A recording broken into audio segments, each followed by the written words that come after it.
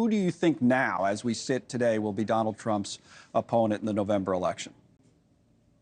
It's Kamala Harris. There's no doubt about it. I've been saying it for well over a year that Biden wasn't going to be on the ticket. So, again, it hasn't happened yet, but there's no doubt in my mind that the pressures are very real. The financial pressures that him staying on the ticket are very real.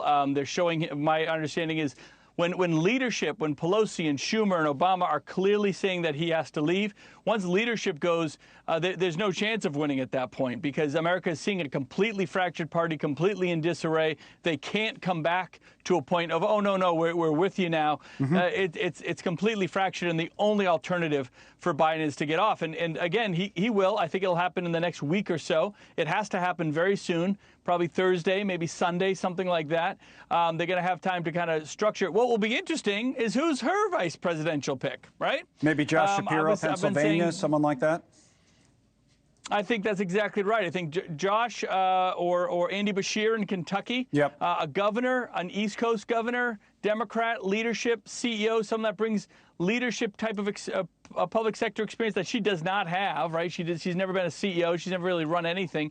So she's going to need to complement herself with that. And my warning to the Republicans, and I'm a Republican, I want Trump to win. I wish Biden would stay on the ticket. But you better be ready for plan B and C, because this is what's coming. And if you just pull Trump, Kamala, that's not going to tell you what you need. You need messaging. You need what's the energy that's going to come with a refreshed Democrat ticket. All the media, by the way, is going to fawn over her for the most part. So understand, if and when they make that move, the media is going to quickly try to flip that narrative. So there's a lot of things that could potentially work against Republicans that have all the wind at their sails right now. Amazing unity. My message to them is stay on message. Stay on a message. It's really of unity. interesting. We looked at can win for you. Those poll numbers, and you're right. I agree with you. It's more than just that, because national polls don't tell us much in a presidential election anyway. The trend has been Kamala Harris's friend a little bit in the last couple of weeks. She's gained against Trump to essentially be dead even. Biden's down a couple of points. But in the swing states, it could be different. But I think you hit on the key point here. And do you think Republicans are ready?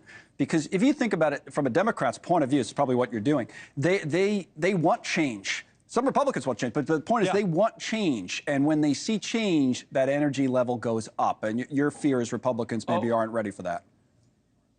Oh, without a doubt. And look, this is a great week of Republican unity. I think it's one of the best run conventions I've seen in a long, long time. And everything the way you wanted it to work this week has worked for the Republicans. But come Monday, when the reality hits Biden, when the reality, I think, of him having to get out of that race, the pressure really gets on him, we need to be absolutely ready. And look, they're going to be rewarded on the Democrat side just for having the, quote, courage to make the change, right? To listen to America, that for a while didn't want, 70% of Americans didn't want Biden or Trump on the ticket. So the party that has the, quote, courage to make that change is just naturally going to be rewarded, and people are going to give them an honest look. They're going to give that ticket an honest look. Now, there's a lot of policy. Kamala Harris is extremely left-wing, much more left-wing than Joe Biden. She's much more into this wokeism and big government solutions. So there's a lot to still go after them on, and I think the Republicans will do that.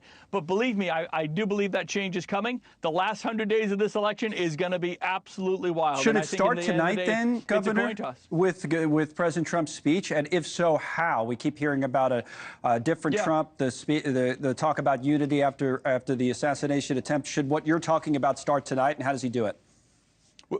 Without a doubt. I think it actually started last night with J.D. See, what J.D. did is he really tried to connect with the actual individuals, working class families, individuals, saying your voice is more important than the government, right? Individual responsibility, individual voices, limited government, local control. That's what the connection he's trying to make to those independent voters, those Rust Belt type voters, hardworking working class Americans, veterans, and he's doing that. Now, by doing that, they feel empowered. They feel like they're part of the team. They feel unified. If Trump can continue that type of message, my fear is that over the next month, if the Democrats, make a switch, they're going to think, oh, we have to go immediately into attack mode. And there's opportunities to attack You got to keep the attacks very simple, because I think attacking her is very easy to do. Don't try to hit her with 100 different things, the 3 or 4 extreme left-wing policies, her failure as a border czar, all of that. But Trump tonight has to be all about positivity and optimism. Stay away from the negativity. He will be rewarded. Republicans will be rewarded when he comes forward with that message. We'll see if he does. Governor Chris Sununu, as always, thanks for coming on. We appreciate it. Thanks so much for watching. Just go to joinnn.com to find NewsNation on your television provider. And don't forget to click the red subscribe button below to get more of NewsNation's fact-driven, unbiased coverage.